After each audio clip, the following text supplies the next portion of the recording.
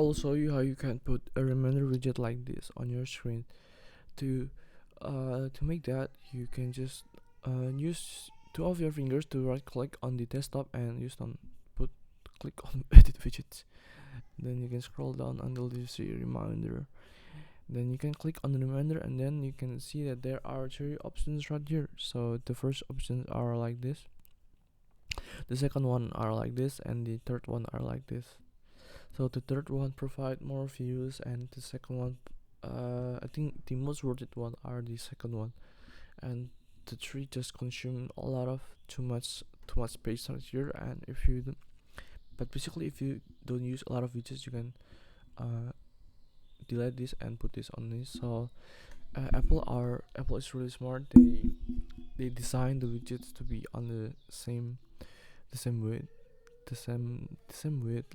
White, sorry, English is not my language, but you get the point that they are in the same width, same length like this. And if you don't have the option to edit widgets, you want to make sure that your Mac is on the latest update, which is Mac Sonoma.